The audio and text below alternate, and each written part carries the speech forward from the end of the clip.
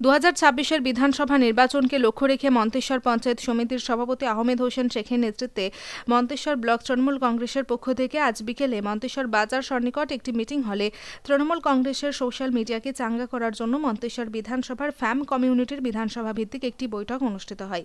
এই বৈঠকে উপস্থিত ছিলেন মন্তেশ্বর ব্লক তৃণমূল কংগ্রেসের সভাপতি কুমারজিৎ পান, মন্তেশ্বর পঞ্চায়েত সমিতির পূর্ত কর্মাধ্যক্ষ রাকিবুল শাহ, মন্তেশ্বর গ্রাম পঞ্চায়েতের প্রধান রফিকুল ইসলাম, মন্তেশ্বর ব্লক তৃণমূল কংগ্রেসের মহিলা সভানেত্রী চুয়া সোম, জেলার তৃণমূল যুব নেতা অরিজিৎ কুন্ডু, ফ্যাম কমিউনিটির রাজ্য ও জেলা নেতৃত্ব সহ আরও অনেকে।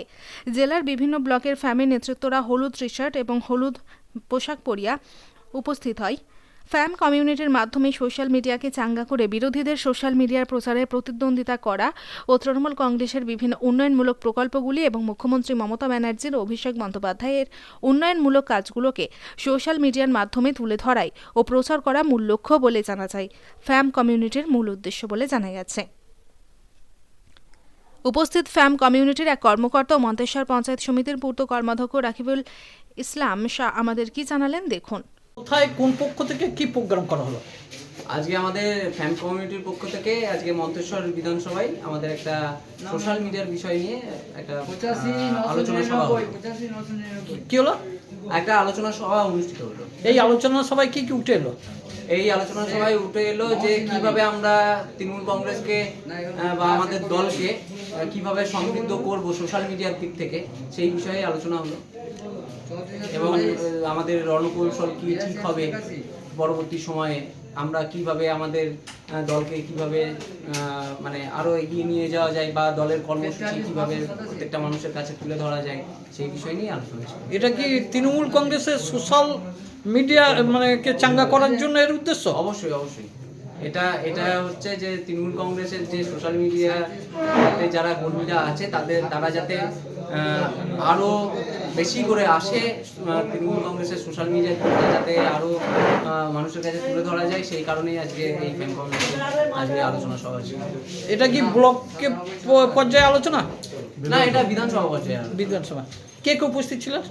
আজকে উপস্থিত ছিলেন আমাদের এই মন্তেশ্বর ব্লকের যিনি মাদারের মানে তৃণমূল কংগ্রেসের সভাপতি তিনি ছিলেন, ছাত্রের সভাপতি ছিলেন এবং বিভিন্ন অঞ্চলের সভাপতিরা ছিলেন এবং মানে জেলা পরিষদের কর্মাধ্যক্ষরা, পঞ্চায়েত সমিতির কর্মাধ্যক্ষরা। কোনো কমিটি গঠন কমিটি বলতে দেখুন আমাদের ফ্যামিলি কমিউনিটির একটা জেলা কমিটি আছে। আমরা চাইছি যত তাড়াতাড়ি সম্ভব আমরা একটা করে বিধানসভা ভিত্তিক একটা কমিটি তৈরি করব।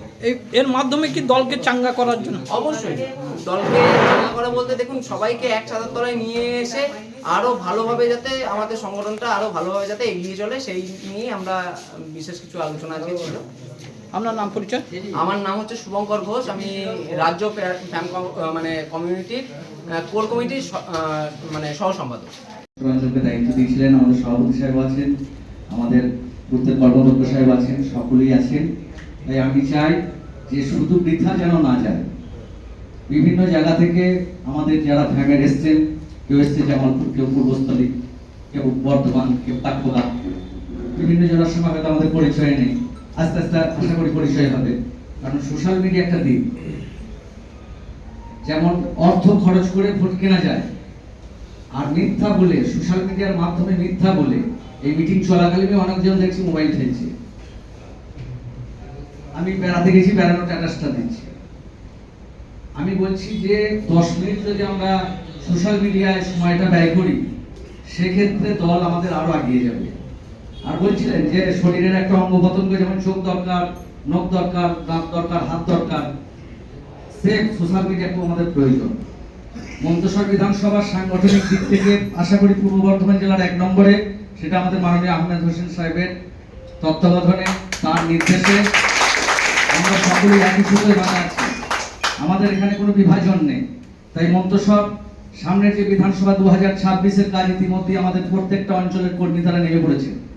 আমি বলবো ভাই কার্তিক, রানাকুন্তল, স্বাধীন, তোমরা আমাদের বিধানসভাটা যাতে উজ্জীবিত হয়, যেহেতু মাদারের দিকটা দেখে আমাদের কুমারজিৎ আছেন, মাস্টারমশাই আছেন, ছাত্র দিকটা ইশারুল দেখে, তেমন বলবো যে আমাদের রেণুকাদি যেমন ফ্যানের সঙ্গে যুক্ত হয়েছে, যে আরো আমাদের বিধানসভার মধ্যে সমস্ত অঞ্চলেরই এসছে, মনে হয় সম্ভবত শুশুনিয়া কেউ এসছেন? আমি দেখতে পাইনি। বাকি জামনা, মাঝেগ্রাম, মামুদপুর 1, 2, পুরসুরি সমস্ত জিপিরই প্রতিনিধি এসছে।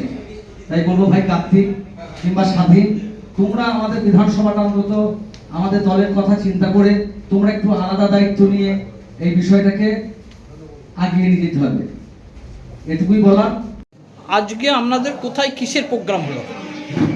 আজ বর্ধমান জেলা যে ফেম কমিটি আছে তৃণমূল কংগ্রেসের, তারা এসছেন মন্তেশ্বর ব্লককে একটা ফেম কমিটি গঠনের উদ্দেশ্যে। মন্তেশ্বরে একটা বৈঠক হলো 13টা পঞ্চায়েতের সোশ্যাল মিডিয়ার সক্রিয় কর্মীদেরকে নিয়ে। এর উদ্দেশ্যটা কি? এর উদ্দেশ্য আপনারা দেখেছেন যে বিরোধী রাজনৈতিক দল বিজেপি বলুন বা সিপিএম বলুন, তারা এই সোশ্যাল মিডিয়াকে ব্যবহার করে আমাদের দলকে বা সরকারকে কালিমালিপ্ত করার জন্য সদা সর্বদা সচেতন। সেই সঙ্গে সঙ্গে বিজেপির দলের অর্থ প্রচুর, অগাধ অর্থ। সেই অর্থের বিনিময়ে কিছু কিছু গদি মিডিয়া, দালাল মিডিয়া, যাদেরকে তারা অর্থের বিনিময়ে নিজেদের দলের প্রচারের কাজে কিন্তু ব্যবহার করছে। তাই আমাদের দলকে ভালোবেসে, দলের প্রতি আনুগত্য প্রকাশ করে সমাজে যে সমস্ত ছেলেরাই সোশ্যাল মিডিয়ায় সক্রিয় আছে তাদেরকে দলের তরফ থেকে আবেগ দিয়ে দলের কাজে ব্যবহার করার উদ্দেশ্যে আমরা আজ মন্তেশ্বর ব্লককে এই ফেমের সদস্য সংগ্রহের উদ্দেশ্যে একত্রিত হয়েছি। একটাই উদ্দেশ্য, সেই সমস্ত বিরোধী রাজনৈতিক দলের যে মিথ্যা অপপ্রচার, সেই মিথ্যা অপপ্রচারগুলোকে কাউন্টার করার উদ্দেশ্যে এবং দলীয় যে প্রোগ্রাম এবং সরকারের যে উন্নয়নমূলক কাজ, সেগুলোকে জনগণের মধ্যে বেশি করে স্প্রেড করানোর জন্য আজকে এখানে একত্রিত হয়েছে। কারণ আপনারা জানেন যে আমরা জানি, ছোটবেলায় আমরা পড়েছি যে একটা কাজ, একটা বান্ডিল, একটা ব্যক্তিকে যদি একটা করে লাঠির বান্ডিল একটা করে দেওয়া হয়, সহজেই কিন্তু একজন ভেঙে ফেলে। কিন্তু যখন সেইটাকে বাঁজ করা হয় তখন কিন্তু একজনকে বলে সেটা ভাঙতে পারে না। তার জন্য একটা বৃহত্তর মানুষের দরকার।